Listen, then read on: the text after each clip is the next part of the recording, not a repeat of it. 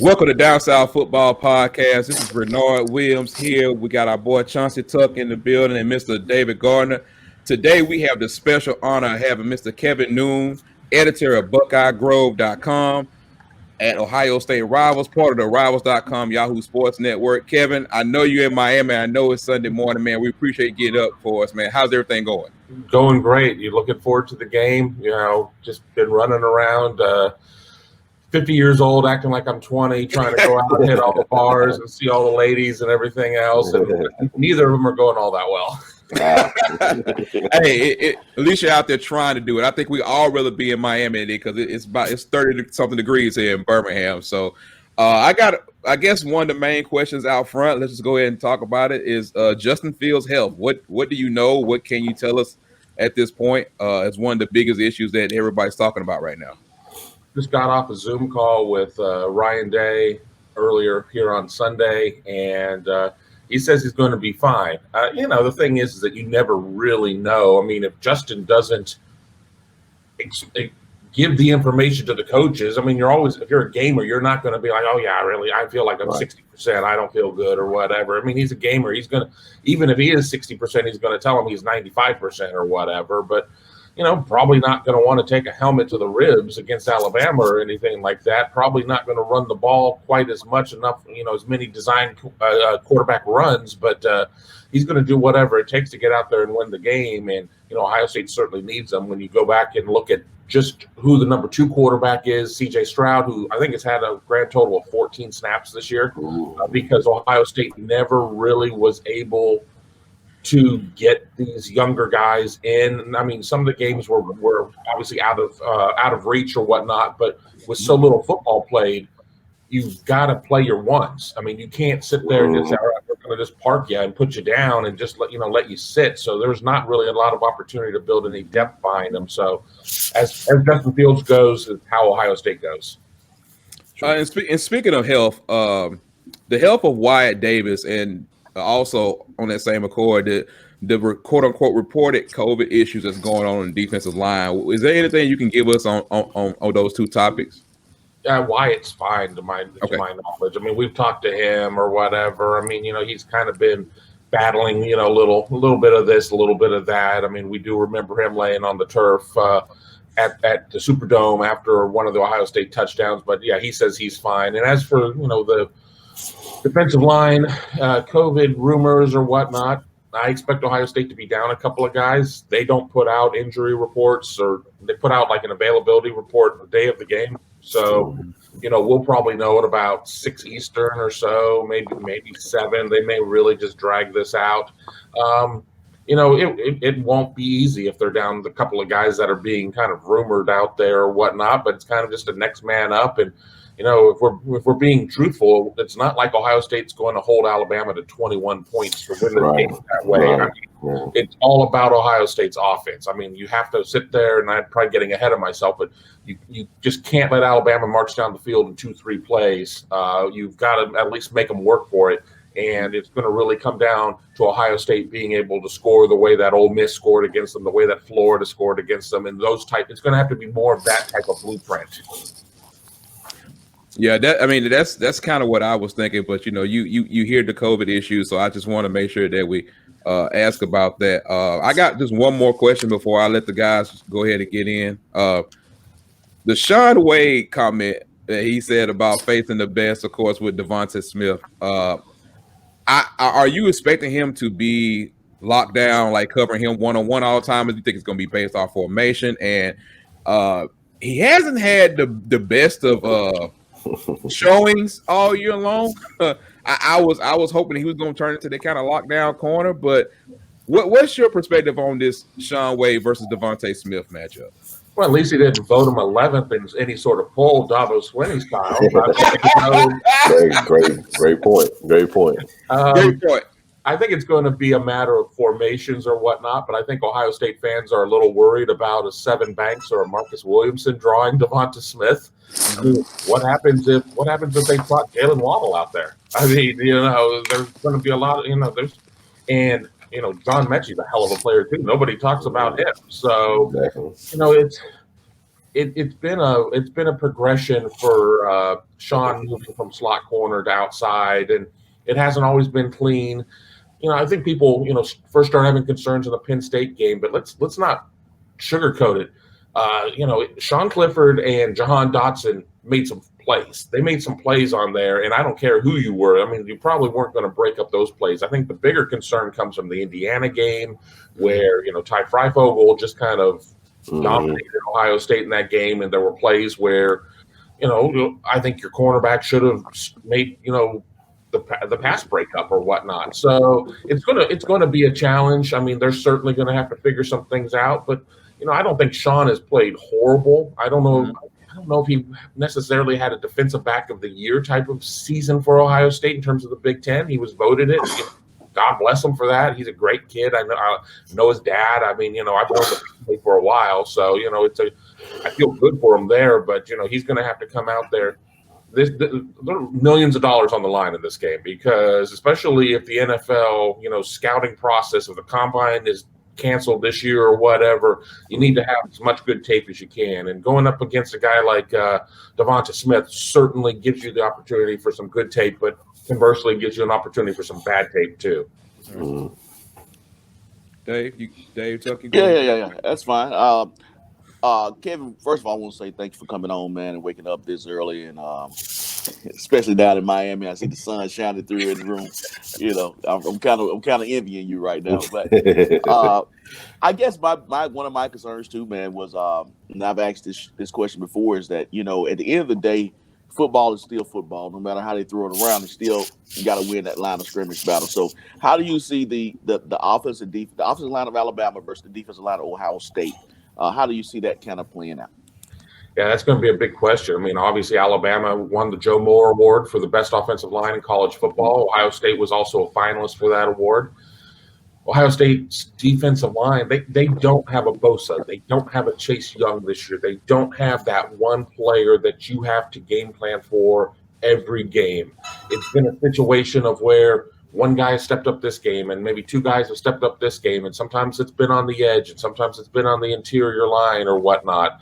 You look at a guy like Haskell Garrett, who's just made a huge impact in terms of being a defensive tackle, getting in there and being really disruptive. You have guys like Tommy Togiai, who we may or may not see in this game. I mean, he's had some big games. I think it's important that Ohio State gets Zach Harrison back. Zach Harrison could be the next Chase Young type of player. I mean, he's not the same body type. He's not Chase Young, but he's that next speed edge that I think that could really be the guy. But it hasn't been there, and his season has been really inconsistent in terms of he's had games where he's only had 28 defensive snaps or 31 defensive snaps and hasn't been out there a ton. Larry Johnson likes to roll guys in and out.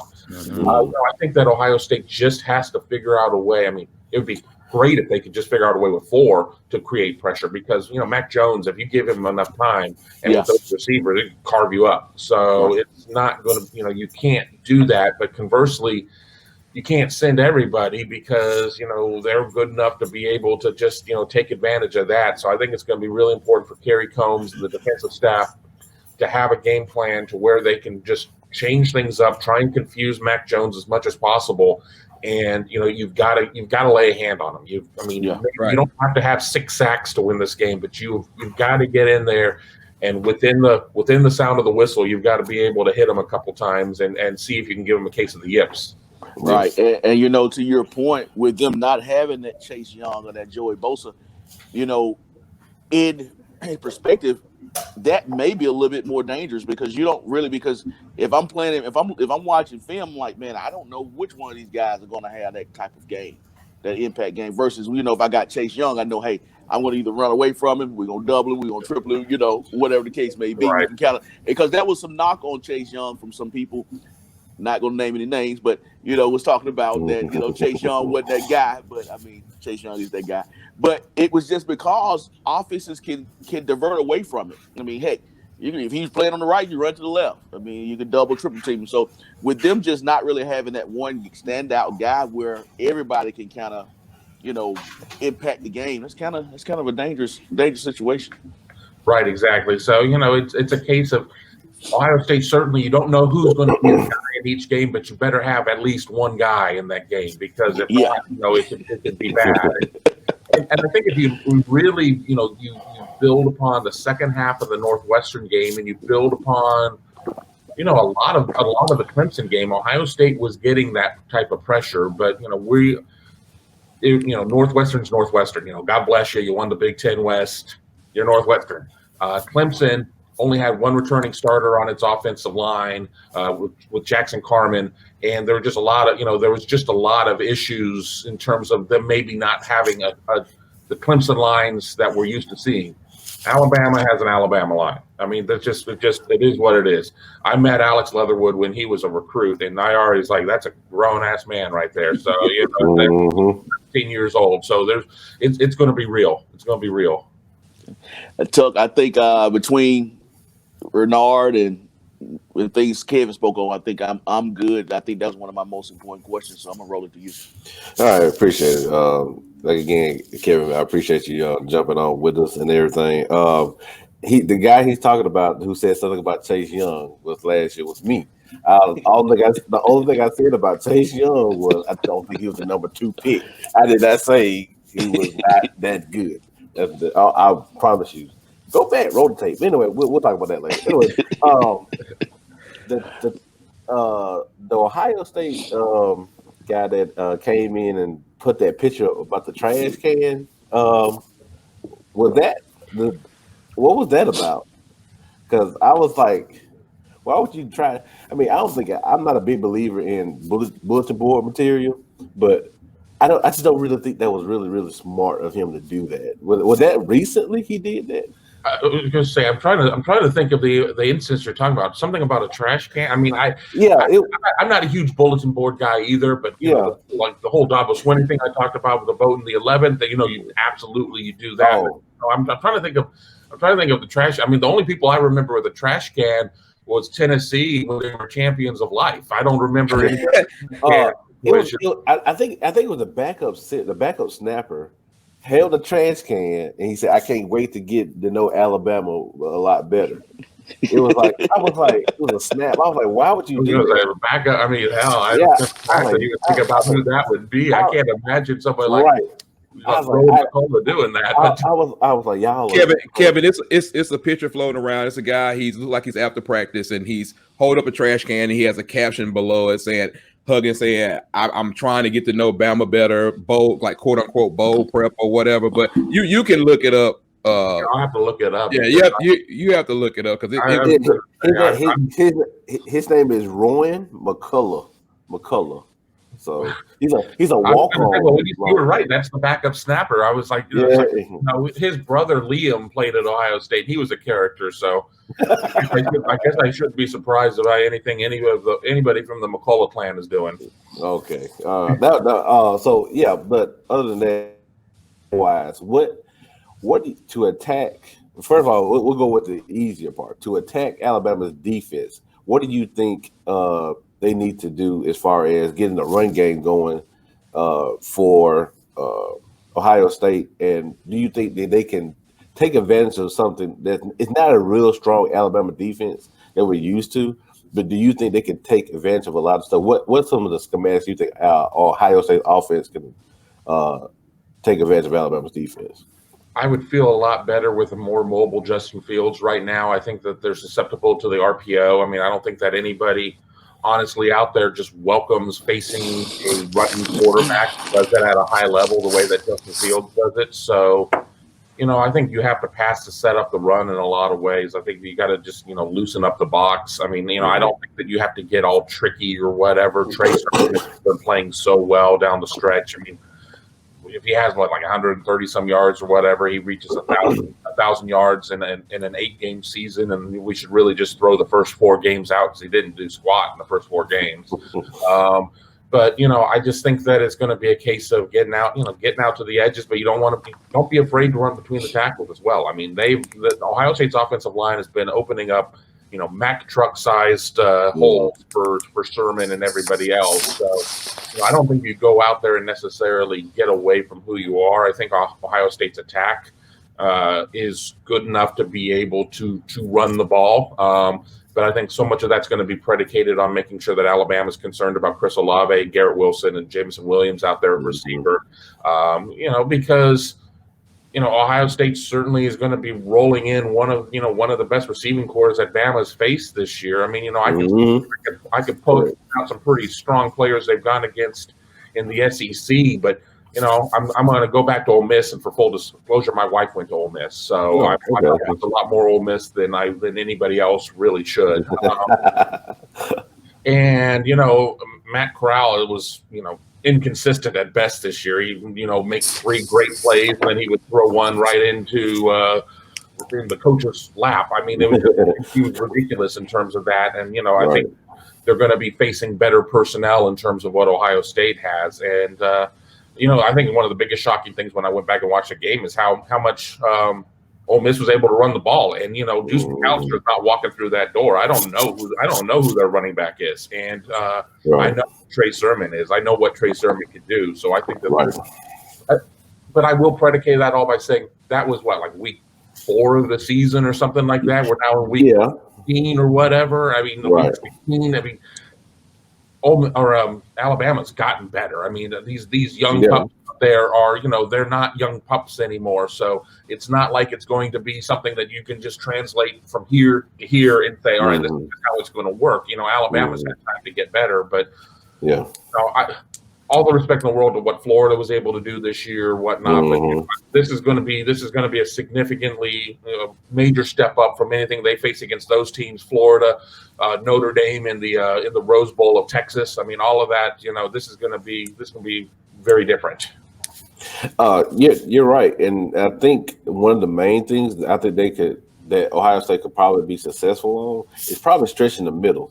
Because I don't think nobody can guard none of y'all tight ends on that team. You're pretty deep at tight end on Ohio State, but the main question is how do you slow down this offense?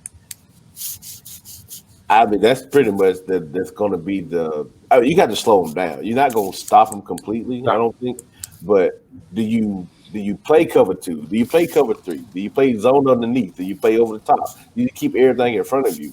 I mean, what can you do? And especially if Waddle is going to play in the game, what do you think that Ohio State defense is going to do? I was going to say, I think you see a mixture of them just still doing their base one high situation. I think you see some cover 3 out there. I mean, a lot of it's going to be predicated on whether or not you see Waddle and if Waddle is actually a decoy or if he's going to be out there and legitimately be out there making plays or whatnot. I mean, there's so many weapons out there that I don't know if there's just something you can just sit there and say, all right, they're going to go 70% cover 3 and then they're going to do this and that. I mean, you just have to slow them down. I mean, it's a situation of year in and year out. We don't see in the college football playoff every year that the number 1 seed always wins it. Situations happen or whatever. I mean, I can go back to 2014 Sugar Bowl, Ohio State and Alabama, in the semifinals, and they certainly didn't have an answer for Zeke Elliott. They didn't have an answer for Ohio State just throwing bombs to Devonta Smith. But truthfully, on the spring quarterback, that was kind of all that they really had, was to sit there and run nines and be able to, just pound Zeke. And I think the biggest thing for how does Ohio State slow down the Alabama offense? By Ohio State having a ground control offense, running the ball, not falling too far behind at any point, and being able to keep Mac Jones standing next to Nick Saban. That's it. I agree. But that's all I got. One last question, Kevin. This just came to me. I know Master T got hurt in the Big Ten championship. Is there a status on that?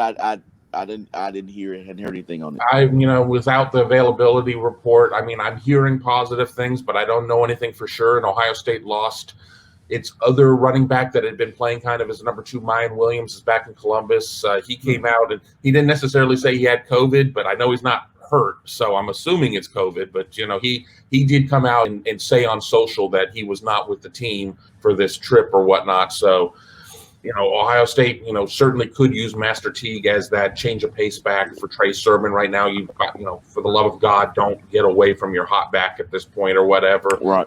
If it's not him, maybe Steel Chambers out of Atlanta, maybe maybe finally Marcus Crowley may be feeling better, but this is, a really big situation to insert somebody in who's had 0 snaps so far this year. But, I definitely could see this being a 30, 35 carry game for Trey Sermon. And, if Teague is available, maybe he could get, half a dozen. Okay. I have another question for you, Kevin. Actually, 2 questions. This one's kind of off the game a little bit. This is definitely for people in our area, since we're down south, we're in Birmingham. The Haskell Garrett story about him getting shot in the face has been a shock to the system, to a lot of people down here. I heard it was break up of an altercation between a man and a woman. Not that he was like really involved. He was just trying to play peacemaker. I mean, do you have any more to add to that? Because that's an amazing story. That it just happened in August, if I'm correct. That he was shot in the face, and that he's actually out here contributing and giving his all right there in the middle. Right, lost a couple teeth, was like on a liquid diet for a while, and when you're a biggin like that, I mean, I can't imagine. I mean, I know that I probably need to be on a slim fast diet, but he was. Yeah, it's crazy. No, we haven't really heard anything more about, if a suspect was apprehended in terms of anything, but it is an amazing story about how he was able to really not miss a beat. I mean, he wasn't in the opening game against Nebraska, but he jumped in pretty quick and then had a huge game really upon, reemerging on the scene. And he's just playing so well. I mean, honestly, that situation could have gone horribly wrong. And, we're not even talking about the end of a football career. We're talking about the, potential end of a young man's life. So right. It really puts things into perspective. And that was just a crazy story. I was looking at that, and we was looking at the availability of the people, and I think we were streaming the game, the semifinal game live, and a lot of Ohio State fans were on our show talking about why y'all not talking about him getting shot in the face. I was like, I wasn't aware, because I knew a lot about the defensive line with Antoine Jackson. That's a former Auburn defensive lineman that transferred up there. He's a really good player, but that's crazy. But last question I have, we talked a lot about what Ohio State is going to do, but I think this is the best receiving core with Olave and Wilson and Williams that Alabama's going to face. I expect Ohio State to put a lot of pressure on Alabama's on their nickels and on their corners and everything else. The overall talent of that group. Can you compare this group to any of the Ohio State receivers you had in the past, as far as like overall talent wise in the group? I mean, it's really crazy when you look at the young guys like Jackson Smith and Jigba and some of these other guys too that just really can't get on the field all that much right now. Julian Fleming, who was also a 5-star receiver. It's crazy because, we can go back and we can look just recently when, the Ohio State had, KJ Hill and guys like that. I mean, Terry McLaurin, who was making plays for the Washington football team last night. I mean, they've had some dudes, but I think this in terms of Ohio State having guys that just have tremendous ball skills who came in already really understanding the position. They have not had a group like this. Ohio State previously, and a lot of times, love to go out and get track guys, and we're like, well, we'll teach you the rest of it or whatever. And and then they had a stable of burners. I mean, just guys that could run. And I talk about like Paris Campbell. He could run. But I thought seriously when they recruited him, he should have been a DB because his hands were trash. I mean, he couldn't catch. I mean, his credit, he turned himself into a draft pick, in property of the Indianapolis Colts and everything else. But they have really been able to go out and get these products that are just so good already. And, just to show how recruiting services like Rivals, how we miss sometimes, Chris Olave was a 3-star. I mean, he was a 3-star. And the only reason that Ohio State saw him is because they went out to go look at quarterback Jack Tuttle. And they see this kid flashing, and they're like, who is this kid? And Ohio State goes in and gets him. Garrett Wilson, a little bit of a different story. I mean, he was like a high 4-star type of guy out of Austin, Texas, but thankfully he grew up in Dublin, Ohio, which is just outside of Columbus. So there was already a familiarity there and a love of Ohio State. And then I think Jameson Williams kind of like falls back into the old situation of, just a guy that's like a total track guy. But I mean, he's got ball skills too. So I can think of, some great receivers obviously through the years, and I'm old enough to remember the Joey Galloways and the Terry Glenns and everybody else like that. But I can't really remember when they had such an arsenal of weapons with all of the guys that they have right now. And I mean, it's just only going to be better and better and better. As I said, they had a fantastic recruiting class that are true freshmen now. They're bringing in another fantastic receiver recruiting class. The passing game at Ohio State is going to be strong for years to come for a Big Ten team that everybody's like 3 yards in a cloud of dust. Well, Kevin, we're going to let you go. We know it's early in that morning, but I definitely got to get your prediction. It doesn't have to be anything official, just how you're feeling right now. We know there's a lot that you don't know because Ohio State's not releasing a lot of information right now, but just your gut feeling about what you think is going to happen tomorrow night. It's going to stay on my tombstone. There's a lot he doesn't know. I mean, that's put that on there because I sure don't know much. But I will officially publish my prediction tomorrow. But I've been on 4 or 5 shows already and given it out there. I don't see anybody stopping anybody. I see a track meet. I see, as I said, I see Ole Miss. I see Florida. I see a game of that situation. I think that Ohio State's going to hit Alabama in ways that it's never been hit before. I think Alabama is just going to hit Ohio State in just, Mike Tyson-esque type of ways. It's going to be just a knuckle buster out there in terms of points being put up on the board. Ohio State since 2012 as an underdog is something like 8-1. And I'm not talking 8-1 against the line. I'm talking like 8-1 straight up money line. Mm-hmm. There's just something about this Ohio State team. I think it's destiny or something. I don't know. I like Ohio State to win this one by having the last possession of the game, 52-49 in an all-timer. Yeah. That was my thing, Kevin. I said whoever has the ball last is probably going to win this ball game. That's what I said too. Well, we definitely have not given any kind of official predictions or anything like that yet. But I think everybody on this panel is agreeing it's going to be a high scoring game. But once again, this is Kevin Noon of BuckeyeGrove.com, part of Ohio State Rivals. Go in there, subscribe. They have a great all 22 breakdown of Alabama's offense, Ohio State defense. If you're really into X's and O's, it's on there. It's great. And Kevin, man, we just appreciate you coming on and go ahead and get ready to recover for your day, man. Yes, sir. I've got my juice here, and I'm ready. I'm ready to go see if I can go lay out by the pool for an hour and nice. and decompress a little. And to all y'all down south football, we will be streaming the game again live, so y'all come and join us tomorrow. Y'all know where to find us on our YouTube channel at Down South Football Podcast. So once again, Kevin, we appreciate it, man, and we'll talk to you later. And we appreciate it for everything you're doing. Absolutely.